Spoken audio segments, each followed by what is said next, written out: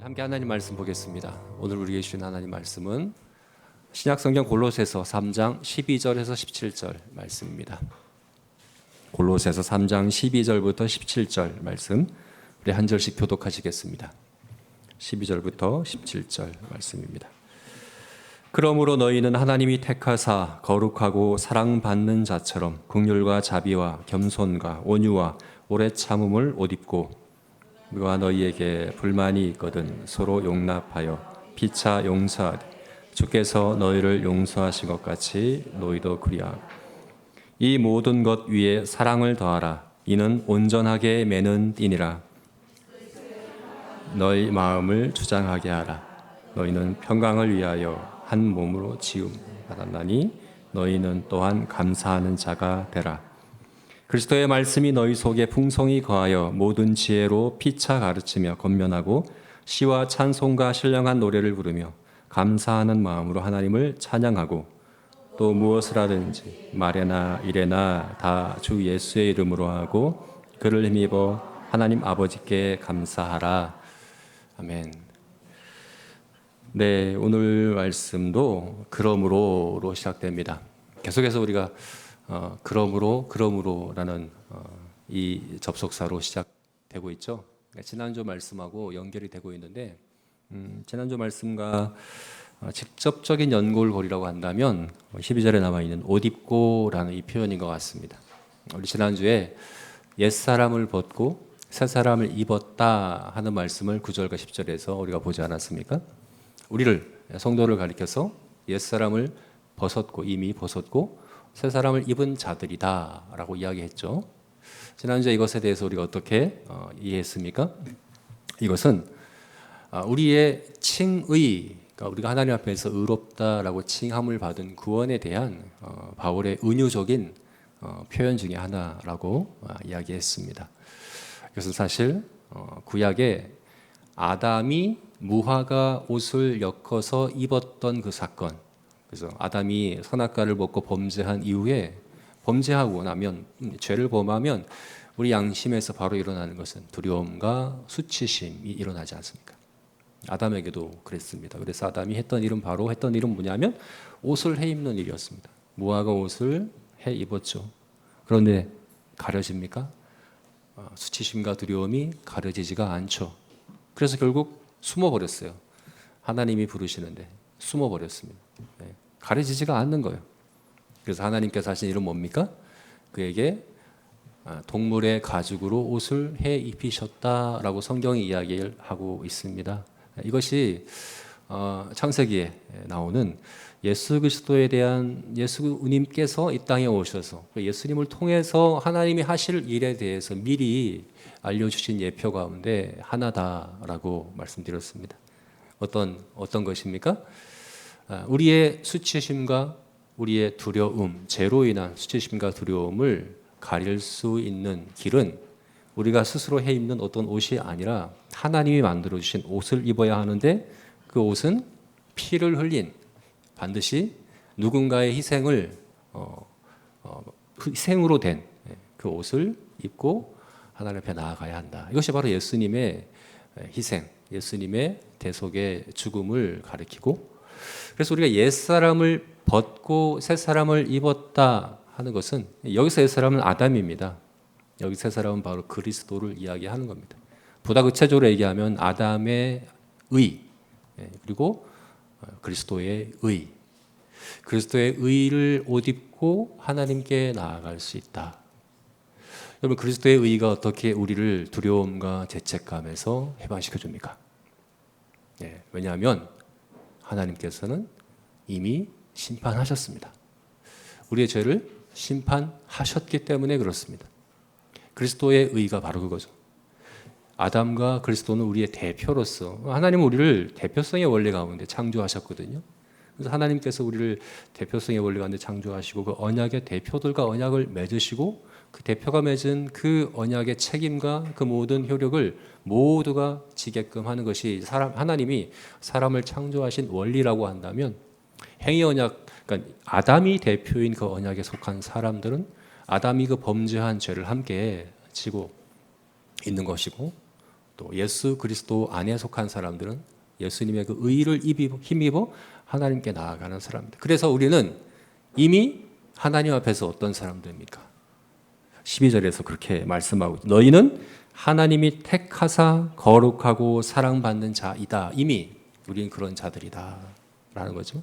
이것이 지난주에 했던 나왔던 말씀입니다. 그리고 지난주에는 그렇다면 우리가 이미 옛사람을 벗고 새사람을 입은 자들이라면 이미 우리는 그리스도를 믿음으로 하나님 앞에 그리스도의 의로 나아갈 수 있는 사람들이라고 하면 이미 하나님이 하나님의 심판대와 하나님 보좌에서 우리를 너는 의롭다라고 칭해 준 사람들이라고 한다면 어떻게 해야 되느냐?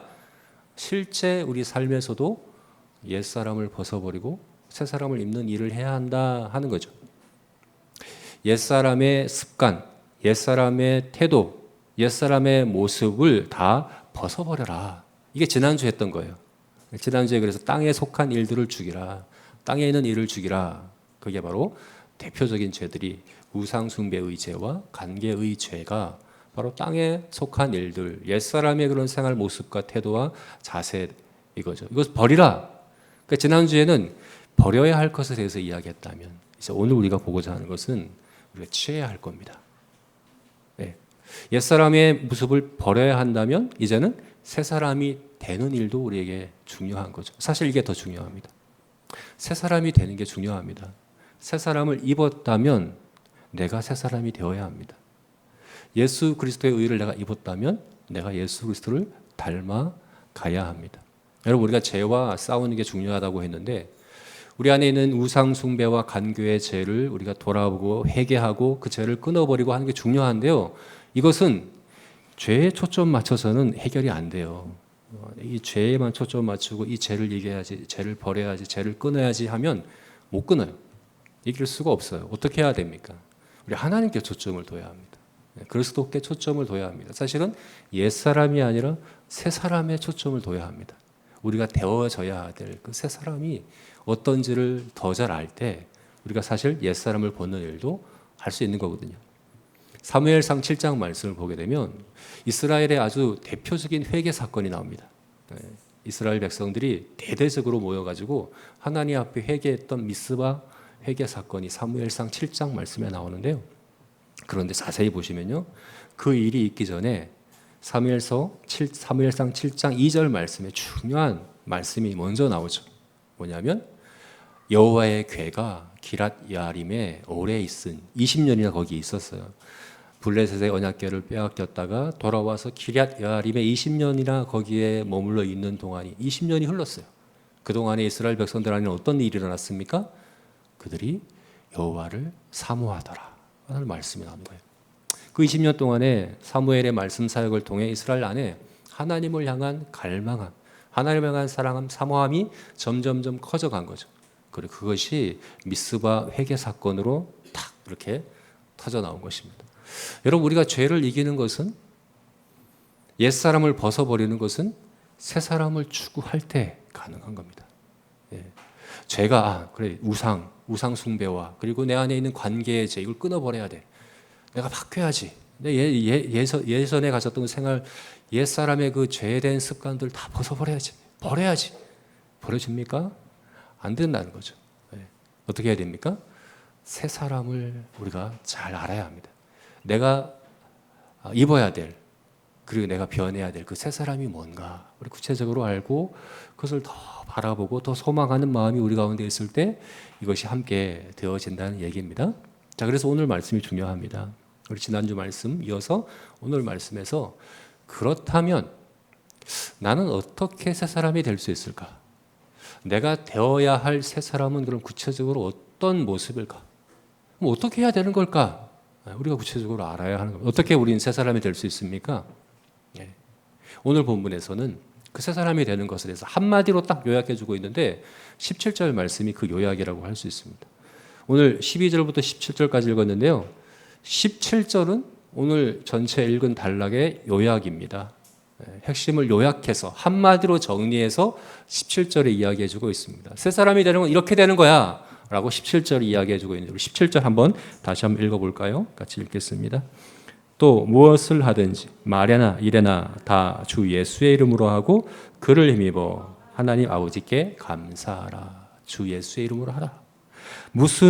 무엇을 하든지 말이나 일에나 주 예수의 이름으로 하라. 이것이 바로 새 사람의 모습입니다. 새 사람이 되는 것입니다. 그러면 이게 뭘까요? 그것도 설명이 필요하죠. 주 예수 이름으로 하는 건 뭐야? 주 예수 이름으로 어떻게 합니까? 여러분 아시고 계세요? 어떻게 예수의 이름으로 말하고 예수의 이름으로 일하고 예수의 이름으로 모든 것들을 할 수 있을까? 쉽게 생각해 할 수 있는 것이 그거죠. 우리가 기도할 때 예수님의 이름으로 기도하지 않습니까?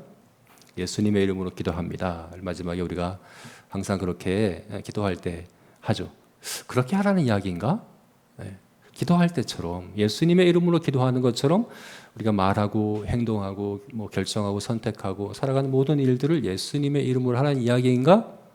사실 오늘 17절 말씀에 그것도 나와 있어요. 뒤에 보면 그렇게 되어 있죠. 그를 힘입어 하나님 아버지께 감사하라. 그를 힘입어 하나님 아버지께 이게 이제 우리가 기도할 때 예수님의 이름으로 기도한다 할 때 그게 바로 이거예요. 우리는 예수님의 이름으로 기도하는 게 뭡니까? 예수님을 힘입어 기도하는 겁니다. 사실은 이 힘입어라는 이 표현은 원문으로 보자면 통하여입니다. 예수님을 통하여 하나님께 감사하라. 우리는 예수님을 통하여 기도합니다. 이게 무슨 의미입니까? 우리의 기도가 우리가 아무리 선하고 온전하고 또 바르고 합당한 기도를 한다고 해도 그게 하나님께 받아들여지지가 않습니다. 네. 우리의 어떤 선한 행위도 하나님 앞에서는 여전히 더럽고 부정합니다. 부족합니다. 온전하지 못합니다. 여러분 우리의 기도만이 아닙니다. 우리 예배도 마찬가지고 찬양도 마찬가지고 우리가 하는 사역도 그렇고 우리가 하는 어떤 섬김도 하나님 앞에 그 자체로 가치가 있는 것은 없습니다. 그게 뭐라고 가치가 있겠어요? 하나님이 뭐라고 그걸 받으시고 기뻐하시겠어요? 받으시는 이유는 한 가지, 예수님 때문입니다. 예수님의 중보 때문입니다. 예수님의 의로움 때문입니다. 그래서 우리는 모든 것을 예수님의 의로움을 힘입어서 예수님을 믿고 의지해서 하나님께 올려드립니다. 그것이 예수님의 이름으로 기도한다는 의미인데요. 근데 여기서 무슨 일을 하든지 말이나 일이나 예수의 이름으로 하라는 건 그런 의미가 아닙니다. 그런 의미가 아니에요. 이거는 우리와의 일상 관계에서 이야기하는 것이거든요. 이건 하나님께 직접적으로 하는 게 아니에요. 하나님께 직접적으로 할 때는 예수의 이름으로 한다는 것은 그를 힘입어 하는 게 맞아요. 그럼 여기서 무엇을 하든지 일에나 말에나 예수의 이름으로 하라는 것은 그런 의미가 아닙니다. 그럼 무슨 의미일까요? 한마디로 하면 예수님을 닮아가라는 이야기입니다. 예수님처럼 하라는 이야기입니다. 예수님처럼 말하고 예수님처럼 행동하고 예수님처럼 일하고 예수님처럼 관계하고 그런 소설이 있었죠. 고전인데요. 예수님이라면 어떻게 하셨을까? 항상 그래서 무슨 말을 하기 전에 예수님이라면 어떻게 말씀하실까? 예수님이라면 어떻게 행동하셨을까? 이런 고민을 하고 그래서 예수님처럼 하는 것, 예수님처럼 닮아가는 것, 예수님을 본받는 것, 그것을 지금 이야기하고 있는 겁니다. 당연하죠. 왜 그렇습니까? 우리가 입은 새 사람은 그리스도의 의입니다. 예수님의 순종과 희생으로 이루신 그 의로움을 우리가 입었습니다. 그럼 입었다면, 내가 그 옷을 입었다면 그 옷만 입고 갖고는 안 됩니다. 이 옷이 진짜인지 아닌지는 어떻게 합니까? 그 새 사람을 입었으면 내가 새 사람이 되어야 합니다. 내가 새 사람이 되는 것이 진짜 있어야 돼요. 새 사람이 옷만이 아니라 내가 새 사람이 되어가는 과정이 반드시 필요합니다. 여러분 이것이 예수님께서 이제 마지막 심판의 때에 말씀하실 때 그렇게 말씀하셨잖아요. 그 열매로 그들을 알리라. 그 열매로 나더러 주여 주여 하는 자가 아니라 아버지의 뜻대로 행하는 자라야 천국에 들어가리라 말씀하셨잖아요. 그죠? 이것은 우리가 행위로 구원받는다는 이야기가 아니에요. 내 믿음이 진짜라면 내가 정말 새 사람의 옷을 입었다면 반드시 열매가 있습니다. 내 인격과 내 삶과 내 행동과 내 말과 이 모든 것에서 예수님을 닮은 구석이 반드시 있어야 한다는 이야기입니다. 그것이 심판대 앞에서는 여러분 재판할 때 증거 없이 재판하지 않습니다. 증거 없이 판결하지 않습니다. 심증만 갖고 하지 않습니다. 그것을 증명할 증거가 반드시 있어야 됩니다. 하나님의 심판도 그렇습니다. 하나님의 심판에 있어서 하나님께서 증거를 갖고 심판하실 겁니다. 그럼 우리의 믿음의 증거가 있어야죠. 내가 새 사람을 입었다는 증거가 있어야죠. 그래서 오늘 본문은 바로 그것에 대해서 이야기하고 있습니다. 나는 어떻게 새 사람이 될까? 내가 그리스도를 닮아가는, 그리스도를 본받는 것은 무엇일까? 이것에 대해서 오늘 세 가지 영역으로 오늘 본문에서 이야기해 주고 있죠. 그것은 바로 성품과 관계와 목표, 목적에 있어서 우리는 새 사람이 되어야 한다. 성품에 있어서 예수님을 닮아가야 하고, 우리 관계하는 것에 있어서 예수님을 닮아가야 하고, 그리고 인생의 목표를 예수님을 닮아야 한다. 그것에 대해서 오늘 본문이 이야기하고 있는데요. 성품에 대해서는 12절부터 14절까지 말씀에서 우리가 볼 수 있고, 그 다음에 인생의 목표는 15절 말씀이 이야기해주고 있습니다. 그리고 마지막으로 관계에 대해서는 16절 말씀이 우리에게 이야기해주고 있죠. 우리 이 각각을 자세히 생각해 보겠습니다. 먼저 성품입니다. 우리 12절부터 14절까지 말씀 우리 다시 한번 읽어볼까요? 12절부터 14절까지 말씀 우리 한 목소리로 다시 한번 읽어보겠습니다. 시작. 그러므로 너희는 하나님이 택하사 거룩하고 사랑받는 자처럼 긍휼과 자비와 겸손과 온유와 오래 참음을 옷 입고 누가 누구에게 불만이 있거든 서로 용납하여 피차 용서하되 주께서 너희를 용서하신 것 같이 너희도 그리하고 이 모든 것 위에 사랑을 더하라. 이는 온전하게 매는 띠니라. 여기 보면 예수님의 대표적인 성품 정서가 나와 있죠. 5가지. 지난주 말씀에서도 우상 숭배에 대해서도 관계에 대해서 5가지를 이렇게 나열했는데 여기서 맞춰서 이야기하고 있습니다. 5가지. 어떻게 보면 예수님 이 땅에 지상에 사역하시고 이 땅에 계실 때 예수님의 가장 지배적인, 가장 대표적인 그런 성품과 정서가 바로 이 5가지라고 볼 수 있죠. 긍휼. 이건 불쌍히 여기는 거거든요. 성경에 여러분 자주 볼 수 있습니다. 예수님께서 불쌍히 여기셨더라. 긍휼히 여기셨다. 예수님의 가장 지배적인 정서였어요. 불쌍히 여기는 마음. 네. 어떤 이제 어려움 가운데 있는, 잘못 가운데 있는 사람들을 볼 때 불쌍히 여기는 마음. 자비는 자격 없는 자에게 베푸는 은혜예요. 받을 자격이 없어요. 오히려 받으면 안 될 사람이에요. 그러나 은혜를 베푸는. 이게 예수님께서 오신 것이 이유이잖아요. 그죠? 그 자비. 그 다음에 온유와 겸손. 이것도 예수님께서 직접 말씀하셨죠. 나는 마음이 온유하고 겸손하니 라고 말씀하신 것처럼 예수님은 온유하고 겸손하십니다. 그리고 오래 참음. 우리를 오래 참고 기다리시죠. 상한 갈대를 꺾지 않으시고 꺼져가는 심지를 끄지 아니하시고 오래 참고 기다리시는 이 5가지가 예수님의 지배적인 성품, 정서라고 볼 수 있는 거죠. 그런데 이것을 어떻게 하라고요? 옷 입고 옷에 비유해서 이야기하고 있어요. 이것을 옷으로 입어라. 근데 14절 말씀엔 또 다른 하나를 이야기하는데 그것은 사랑이다 라고 이야기하고 있는데요. 이것도 옷에 비유해서 이야기하고 있어요. 이 모든 것 위에 사랑을 더하라. 그러니까 5가지 이 정서, 이 성품과 사랑을 구분해서 이야기하고 있는데 다른 옷으로 이야기하고 있어요. 어떻게 이야기하고 있습니까? 앞에 것은 속옷이에요. 속옷으로 입고 그 위에 사랑을 덧입어라. 이렇게 구분해서 이야기를 하고 있어요. 왜 이렇게 구분했을까? 5가지 성품과 사랑을 왜 이렇게 속옷과 겉옷으로 구분했을까? 생각해 볼 때 여러분 사랑은 성경에서 우리는 사랑 그러면 감정이라고 주로 생각하잖아요. 감정이고 정서고 그죠? 그러나 성경에서의 사랑은 우선적으로 의지이고 행동입니다. 그래서 사랑을 명령하잖아요.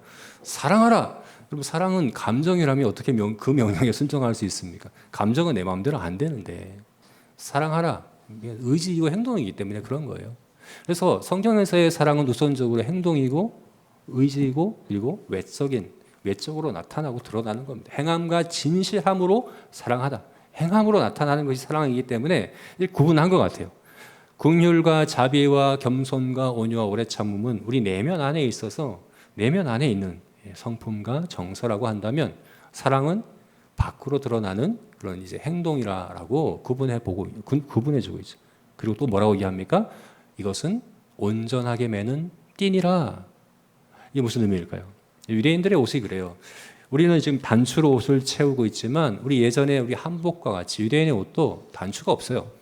띠로 옷을 이렇게 채우는 거거든요. 그래서 온전하게 매는 띠다 하는 얘기는 이 사랑이 나머지 성품들이 제 역할을 하고 제 자리를 잡을 수 있도록 탁 잡아주는 그런 이제 역할을 해주는 것이다 하는 이런 의미로 우리가 볼 수가 있는 거죠. 여러분, 속옷이 중요합니다. 요즘 제가 많이 느끼고 있어요. 왜냐하면 우리 아내가 저에게 속옷을 선물해 줬어요. 어디서 글을 읽었나 봐요. 어떤 속옷이 좋다. 그 선물하고 나서 계속 물어봐요. 좋아? 달라? 좋아요, 정말. 비싼 속옷이에요. 자랑하고 싶어요, 제가. 어떡할까요? 겉옷 입지 말까요? 속옷만 입고 나올까요? 왜냐하면 좋은 속옷이니까 여러분들에게 보여주고 싶거든요. 그럼 어떡할까요? 속옷만 입고 제가 이 자리에 서면 되겠습니까? 네, 제 용기 때문에 제가 참겠습니다. 속옷만 입고 설 수는 없잖아요. 아무리 좋은 속옷이라도 그 속옷이 제 역할을 하려면, 그 속옷이 정말 좋은 속옷으로 역할을 하려면 겉옷이 잘 갖춰 입어져야 합니다. 여러분, 우리 안에 그런 긍휼과 자비와 오래 참음과 겸손과 온유라고 하는 그리스도를 닮은 성품과 인격들이, 정서들이 우리 안에 개발되어야 하고 있어야 하는데요. 이것을 제 역할을 하도록 잘 잡아줄 수 있는 것이 뭐냐면 사랑입니다. 사랑이 함께 해야 한다는 거죠. 자, 그래서 이 6가지, 이것이 바로 우리가 새 사람으로서 새 사람이 되어야 할, 새 사람이 된다고 할 때 갖춰야 될 성품입니다. 이 성품이 있어야 합니다. 그게 새 사람을 입은 사람들의 열매입니다. 여러분, 예수님을 믿는다. 예수님의 의를 옷 입어서 우리 하나님 앞에 나아간다. 나는 구원받았다라는 거 하면서 이런 성품이 없으면 그건 가짜 아닐까요? 가짜죠, 그죠? 주님은 가짜라고 판단하시는 거죠. 그런데 그럼 우리가 이제 질문해 봐야죠. 그러면 좋아. 이 6가지 성품을 내가 갖고 싶어요. 이 성품을 우리는 이게 조금씩 서서히 점진적으로 갖춰가는 거고 성장해 가는 거잖아요. 이렇게 내가 이 성품에 있어서 예수님을 닮은 사람으로 성장하고 싶어. 그럼 어떻게 하면 됩니까? 이걸 어떻게 합니까? 구체적으로 얘기를 해줘야지. 이렇게만 해라 그러면 됩니까? 그래서 오늘 본문에서 13절에서 구체적으로 한 가지 명령을 우리에게 주고 있습니다. 이게 뭡니까? 누가 누구에게 불만이 있거든 서로 용납하며 피차 용서하라. 용서입니다. 용서하라. 이 한 가지 말씀을 우리에게 주고 있습니다. 여러분, 우리가 그리스도의 성품을, 이런 이 6가지 그리스도의 성품을 우리가 익히고 또 우리가 이렇게 자라가고 성장하기 위해서 반드시 해야 되는 일이 있습니다. 용서입니다. 용서. 서로에게 불만이 있거든. 이 불만이 있다는 건 뭡니까? 잘못한 것이 있다는 이야기예요. 잘못한 것들. 그것이 실수인지, 혹은 악의를 갖고 한 건지, 두 가지 가능하죠. 그죠? 다 가능합니다. 그런 것이 있을 때 어떻게 해야 합니까? 용납하고 용서해라. 여러분, 용납과 용서는 그를 위한 것이기도 하지만 오늘 본문에서 나를 위한 겁니다. 왜요? 이게 내가 그리스도의 성품을 내 안에 갖춰가는 방법입니다. 속옷과 겉옷을 다 갖춰가는 방법입니다. 이것을 갖춰가는 방법은 뭐냐? 용서해라. 왜요? 주께서 너희를 용서하신 것 같이 주님께서 우리를 용서하셨기 때문에 너희도 용서해라 라고 말씀을 하고 있는 거예요. 여러분 이 1만 달란트 비유, 우리가 잘 알고 있는 1만 달란트 비유에서 그렇게 말씀하지 않습니까? 임금이 1만 달란트의 빚을 가진 종을 탕감해 줬어요. 1만 달란트가 오늘날 금액으로 따지면 얼마나 그랬죠? 6조 원 가량 되는 금액이 천문학적인 금액이죠. 그 금액을 탕감시켜 줬어요. 근데 그 종이 딱 탕감 받자마자 나가서 만난 친구, 자기에게 100데나리온을 빚진 친구, 요즘 금액으로 하면 600만 원의 금액을 빚진 친구를 만나 멱살을 잡고 당장 갚아라. 안 갚으니까 감옥에 쳐넣는 일을 한 거죠. 네. 그러자 어떻게 했습니까? 그 임금이 너 탕감해 준 거 취소. 취소. 여러분 이 종이 잘못한 게 뭘까요? 자기 친구에게 잘못한 걸까요? 사실은 임금에게 잘못한 거예요. 사실은 임금의 용서에 대한 태도가 잘못된 거예요. 두 가지 중에 한 가지였던 것 같아요. 자기가 빚졌던 1만 달란트를 사실 이것이 얼마나 큰 빚인지 제대로 실감하지 못하고 제대로 이해하지 못한 것 같아요. 그러면 그럴 수 있잖아요. 1만 달란트, 이게 얼마나 큰 빚인지 모르면 탕감받아도 별 감동이 없을 수 있어요. 그죠? 네. 두 번째는 뭡니까? 믿지 못한 거죠. 탕감받았다는 사실을 믿지 못한 거죠. 네. 아마 그 둘 중에 한 가지였던 것 같아요. 그러니까 100데나리온을 빚진 친구를 만났을 때 그게 용서가 안 되는 거예요. 당장 갚으라고, 당장 보복하고, 당장 감옥에 가두는 그런 일을 한 것을 볼 수 있죠. 여러분, 우리가 용서하지 못하는 건 이유가 뭘까요? 이거는 이제 그리스도의 공동체 안에서입니다. 교회 안에서입니다. 우리가 만약 용서하지 못한다면 그 이유가 뭘까요? 그가 나에게 잘못한 게 크기 때문일까요? 너무 큰 잘못을 했기 때문에 용서하지 못한다는 말이 안 되죠. 왜냐하면 우리는 이미 1만 달란트를 탕감받은 자들이지 않습니까? 용서의 그 죄의 크기로 따지면 말이 안 되는 이야기지 않습니까? 잘못한 게 크기 때문에 용서하는 건 용서 못하는 거 아니에요. 그럼 왜 용서 못합니까? 둘 중에 하나입니다. 내 죄가 얼마나 큰지를 모르는 거예요. 내가 사함받은 죄가 얼마나 큰지를 모르는 거예요. 여러분, 우리는 내가 생각하는 것보다 훨씬 큰 죄를 용서받았습니다. 내가 갚을 수 없는 죄를 사함받은 자들입니다. 두 번째는 정말 용서받았다는 걸 모르는 거예요. 안 믿는 거예요. 내 그 죄가 사함받았다는 걸 모르는 거예요. 여러분, 우리는 내가 생각하는, 내가 상상하는 그것보다 훨씬 큰 용서, 죄사함을 받은 자들입니다. 이것을 안다면, 이것을 믿는다면 나에게 100데나리온을 빚진 자를 용서해 줄 수 있는 거죠. 임금이 원한 건 단순히 그냥 빚 없이 살아가는 게 아니에요. 제가 볼 때 그래요. 임금이 원하는 건 그래 너 이제 1만 달란트 내가 탕감해 줄 테니까 빚 없이 자유롭게 살아라가 아니라 그 이상의 삶을 기대한 거죠. 용서하는 삶, 그것을 누리는 삶, 사랑하는 삶, 그것까지 선물해 주고 싶었던 것이 아니겠습니까? 예. 우리가 그렇습니다. 우리가 죄사함 받았기 때문에 더 이상 죄책감 없이 자유롭게 마음껏 자유롭게 그렇게 살아가라고 우리를 제사해 주신 것만이 아니라 우리를 그리스도를 닮은 인격과 삶으로 변화시키고자 하는 하나님의 뜻을 우리가 알아야 합니다. 그리스도의 이 대표적인 이 인격과 성품과 정서들이 우리에게 갖춰지는 것은, 우리가 이렇게 내면에 있어서 새 사람으로 변화되고 자라가는 것은 한 가지 딱 우리에게 명령한다면 그것은 바로 용서입니다. 용서해야 합니다. 물론 이것은 제한이 있어요. 용서하라고 해서 무조건 그 사람이 뉘우치든 말든 그 사람이 용서를 빌든 말든 무조건 용서해 주라는 그런 말은 아니라고 저는 생각을 해요. 예수님께서는 분명히 너에게 용서를 구하거든 7번씩 70번이라도 용서해 주라라고 제안을 말씀하셨어요. 뉘우치고 용서를 구할 때는 용서해야 합니다. 용납해야 합니다. 여러분, 교회는 성숙한 사람들의 모임이 아니에요. 교회가 성도들이 다른 일반 사회에서의 모임이나 그런 단체 공동체보다 더 성숙한 사람이고 더 온전한 사람이고 그래서 서로에게 불만도 없고 서로에게 잘못하는 것도 없고 하는 그런 모임이 아니잖아요. 우리도 여전히 죄인이며 가장 성숙한 사람도 여전히 잘못하는 일이 있을 수밖에 없잖아요. 어떻게 해야 합니까? 용서해야죠. 예.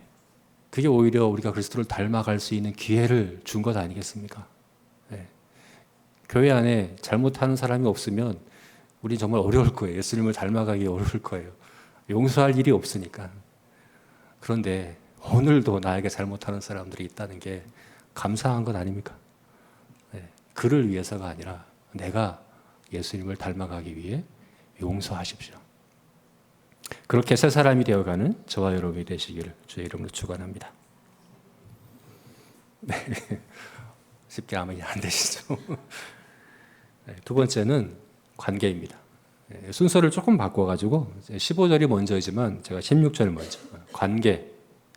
또 우리가 새 사람이 되는 데 있어서 어떻게 해야 하는가? 예수님처럼 우리가 어떻게 해야 하는가 할 때 관계를 이야기하고 있습니다. 16절 말씀 우리 다시 한번 읽어볼까요? 같이 한번 16절을 읽겠습니다. 그리스도의 말씀이 너희 속에 풍성히 거하여 모든 지혜로 피차 가르치고 권면하고 시와 찬송과 신령한 노래를 부르며 감사하는 마음으로 하나님께 찬양하고. 그리스도의 말씀이 너희 속에 풍성히 거하게 해라. 여기서 제가 이것을 왜 관계라고 이야기했냐면 여기 너희가 복수형이에요. 이것은 예수님의 말씀이 내 안에 거한다는 그런 차원이 아닙니다. 공동체 안에, 우리 모임 안에, 우리 관계 안에 말씀이 풍성히 거한다 하는 그런 이야기를 하는 거예요. 개인적인 관계이든 공적인 관계이든. 개인적인 관계에서는 뭡니까? 가르치고 권면함으로. 공적인 관계에서는요, 시와 찬송과 신령한 노래를 부르며 하나님을 예배함으로. 그래서 이제 공예배를 이야기하는 거예요. 공적으로 모여 하나님을 예배할 때든지 개인적으로 성도들의 교제를 할 때든지 어떻게 하라고요? 그리스도의 말씀이 풍성히 거하게 하라 하는 거죠. 그래서 우리가 관계에 있어서요, 개인적인 관계이든 공적인 관계이든 예수님을 닮아간다고 하는 것은 우리의 관계에서 예수님의 말씀이 풍성히 거하게 하는 그것이다 라고 이야기해 주고 있는 거죠. 여러분, 저는 이것이 우리가 앞에서 이야기했던 용서하라, 용납하라 하는 그 이유이기도 한 것 같아요. 어떻게 용서할 수 있을까? 어떻게 나에게 잘못한 사람을 용서할 수 있을까? 먼저는 이거는 하나님이 심판하신다는 그런, 심판은 하나님께서 하신다는 그런 것이 있지만 또 다른 차원에는 어떤 것이 있냐 하면 이 사람도 변화될 수 있다고 하는 그런 믿음이 우리에게 있는 거죠. 왜요? 그리스도의 말씀이 우리 가운데 있기 때문에 그렇습니다.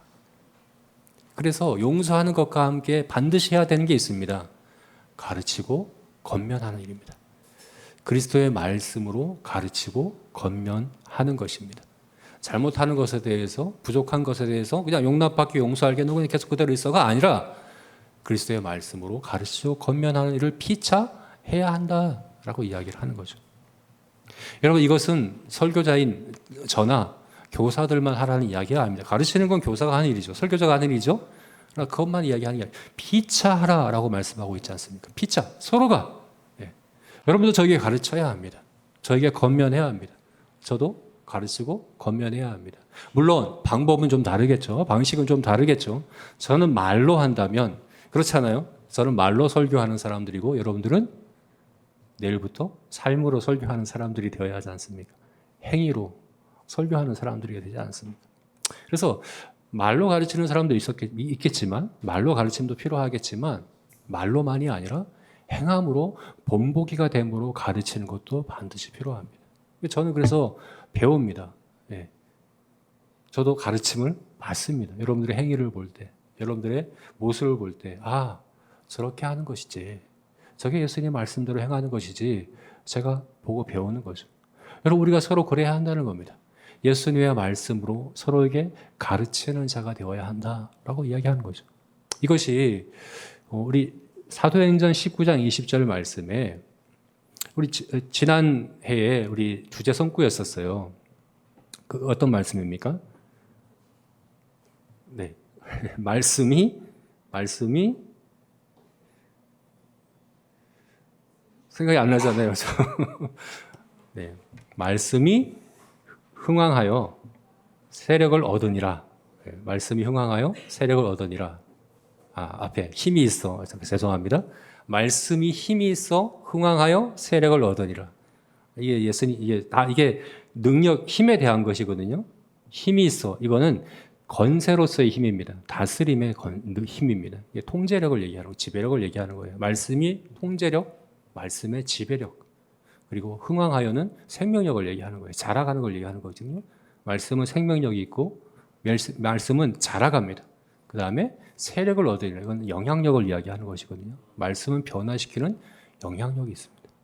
말씀이 우리 안에 풍성히 거한다고 하는 것은 내 안에서 지배력과 통제력을 가집니다. 그래서 내가 말씀에 순종하는 삶을 살아가며 그것이 점점 성장해 가고 그래서 영향력을 미쳐가는 그것이 오늘 본문에서 이야기하고 있는 그리스도의 말씀이 너희 가운데 풍성히 거하게 하라 하는 말씀의 의미라고 우리가 볼 수 있는 겁니다. 여러분 우리 관계 가운데 말씀이 풍성히 거하고 있습니까? 그리스도의 말씀으로 피차 가르치고 권면하고 있습니까? 그리고 그것이 우리 예배 가운데 이게 함께 서로 화답하는 것이 에베소서 말씀에는 서로 화답하라고 되어 있어요. 시와 신령한 찬송과 노래로서 서로 화답하라.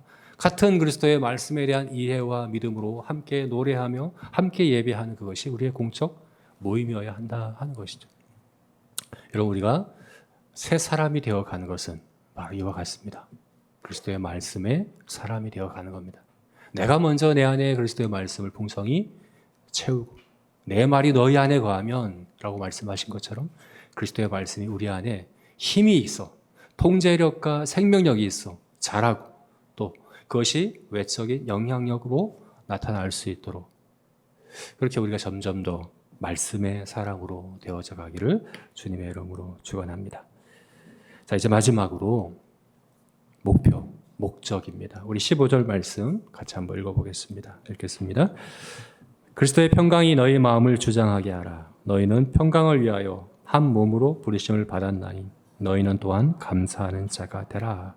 여기 보면 주장하게 하라라고 되어 있는데 이것은 이끈다 하는 이야기입니다. 그리스도의 평강을 우리를 이끈다 하는 겁니다. 무슨 의미입니까? 이것이 우리의 목표가 된다는 겁니다. 이것이 우리의 표대가 된다는 겁니다. 우리의 목적이 된다는 겁니다. 그리스도의 평강이 우리의 목적이 되어 우리가 그것을 추구하고 그것을 향해 달려간다는 것을 이야기합니다.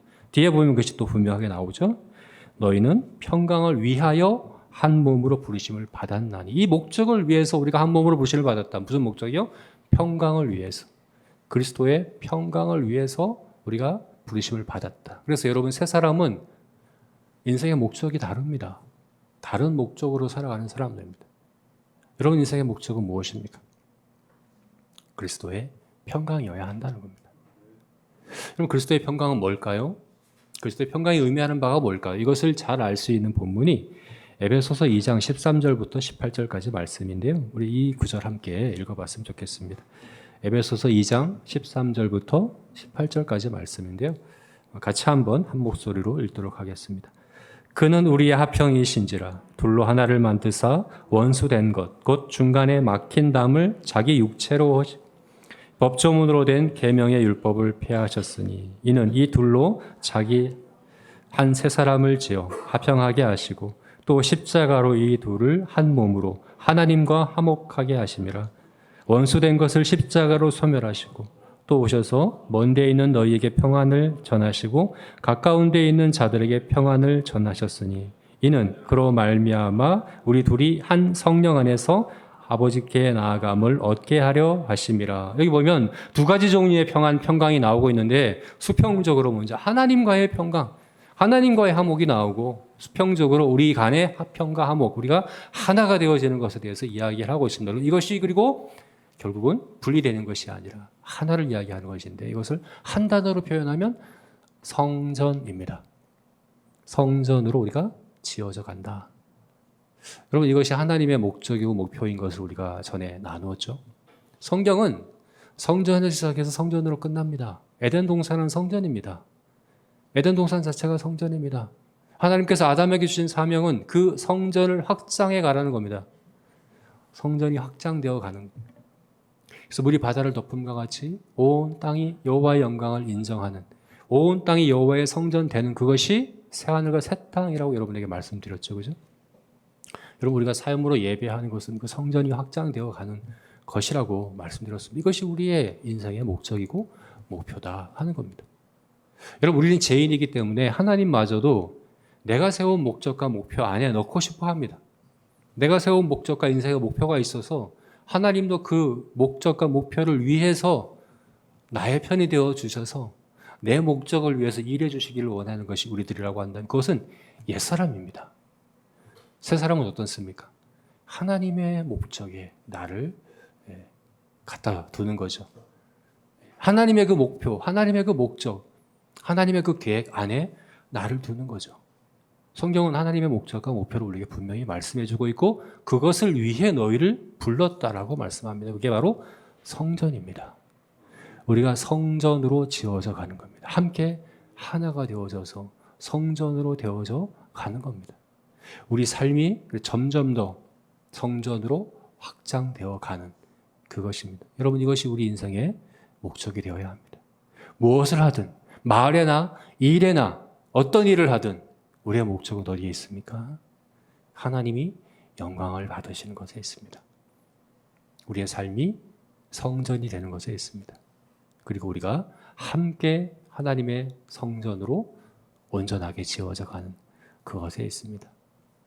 그래서 우리가 함께 제자 교회로서 함께 우리가 한 몸을 이루고 함께 예배드리고 함께 교제하고 함께 기도하고 함께 한 몸을 이루고자 여러 가지 어려움도 있고 갈등도 있고 또 때로 이제 힘들기도 하고 그래서 이 모든 게 결코 헛된 것이 아니고 너무나도 귀하고 값진 하나님의 부르심을 이뤄가는 그런 값진 그런 과정이라는 사실을 우리가 기억했으면 좋겠습니다.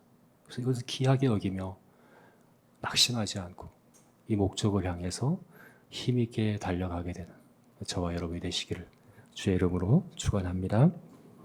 함께 기도하시겠습니다.